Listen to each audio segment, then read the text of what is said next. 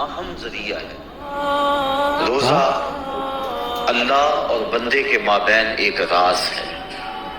روزہ نور ہے، ضیاء اور روشنی ہے، اور آقا کریم صلی اللہ علیہ وآلہ وسلم نے روزے کی فضیلت بیان کرتے ہوئے ارشاد فرمایا کہ ہر شے کی کوئی زکوٰۃ ہوتی ہے، انسان کے جسم کی زکوٰۃ روزہ ہے۔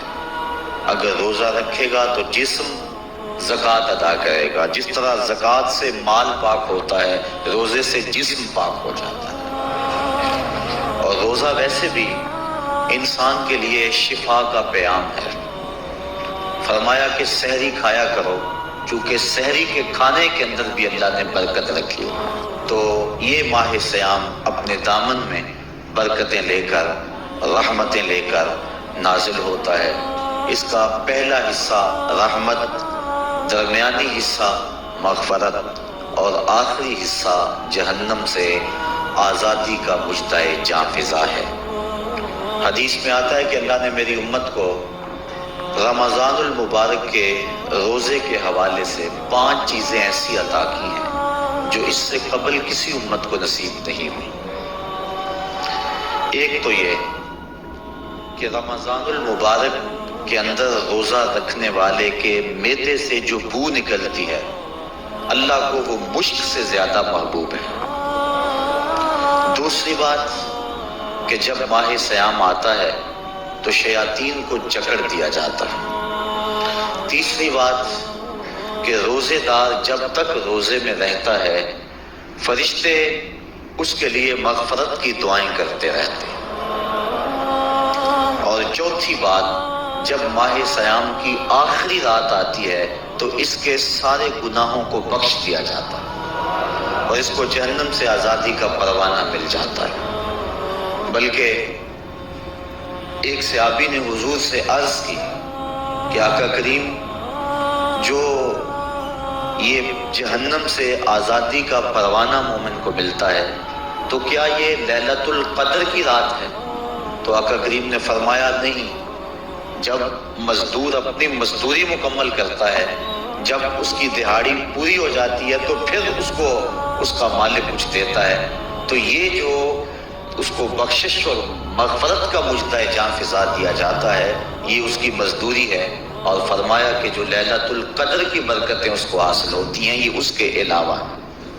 اور یہ اللہ تعالیٰ جل شانہ نے خاص کرم نوازی فرمائی بندہ مومن پر کہ اس کو یہ بابرکت رات عطا فرمائی۔ اور 5ویں فضیلت جو اس کو دی گئی، روزہ دار کو اور حضور سے قبل جو امتوں میں لوگ روزے رکھتے تھے، یہ فضیلتیں ان کو نہیں عطا کی گئی۔ جنت کو پورا ماہ مومن کے لیے آراستہ و پیراستہ کیا جاتا ہے۔ حضرت ابو ہریرہ رضی اللہ تعالی عنہ سے ایک روایت مروی ہے جس کو امام بخاری اور امام مسلم نے روایت کیا کہ آقا کریم علیہ السلام نے ارشاد فرمایا، قال اللہ عز وجل، اللہ جل شانہ ارشاد فرماتا ہے، کل عمل ابن آدم لہو، ابن آدم کا ہر عمل اسی کے لیے ہے، الا الصوم فإنہ لی، ہاں مگر روزہ ہے جو وہ میرے لیے رکھتا ہے، وأنا أجزی بہ، اور اس کی جزا میں اسے دوں گا، والصیام جنۃ، اور سیام روزہ ڈھال ہے، فإذا کان یوم صوم أحدکم فلا یرفث ولا یسخب، فإن صابہ أحد أو قاتلہ فلیقل انی صائم انی صائم، والذی نفس محمد بیدہ لخلوف فم الصائم اطیب عند اللہ من ریح المسک، للصائم فرحتان یفرحہما اذا افطر فرح بفطرہ واذا لقی ربہ فرح بصومہ۔ تو فرمایا کہ جب کوئی شخص روزہ رکھتا ہے تو اس کا یہ عمل اللہ کے لیے ہے اور اللہ تعالیٰ اس کی جزا دے گا۔ روزہ ڈھال ہے، جب کوئی شخص روزہ رکھے تو وہ اس کے اندر کوئی اللہ کی نافرمانی نہ کرے، یہاں تک کہ اگر اس کو کوئی شخص گالی بھی دے تو وہ یہ کہے کہ میرا روزہ ہے، میں صائم ہوں، میں نے روزہ رکھا ہوا ہے، یہ کہہ کے لڑنے والے کو، الجھنے والے کو ٹال دے۔ حضور نے ارشاد فرمایا، مجھے قسم ہے اس رب کی جس کے قبضے میں محمد کی جان ہے، کہ روزہ دار کے معدے سے جو بو نکلتی ہے اللہ کو وہ مسک یعنی کستوری کی خوشبو سے زیادہ محبوب ہے۔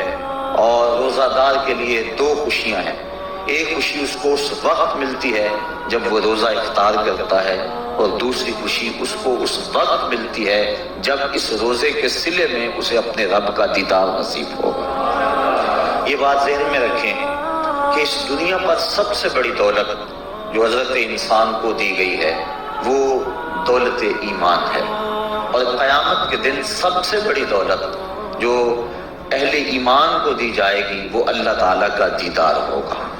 جنت کے حور و قصور، جنت کے محلات، جنت کی اعلی نصب نعمتیں، دنیا کی کوئی دولت اور دنیا کی کوئی نعمت جنت کی کسی نعمت کا مقابلہ نہیں کر سکتی، لیکن جنت والے جنت میں جا کر جس نعمت کو سب سے بڑا سمجھیں گے، اور وہ ہوگی بھی حقیقت میں سب سے بڑی نعمت، ایسی نعمت کہ اس نعمت کے ملنے پہ باقی ساری نعمتوں کو بھول جائیں گے، وہ یہ ہے کہ رب اپنے رخ کرم سے پردہ ہٹا دے گا اور ان کو اپنا دیدار عطا فرما دے گا۔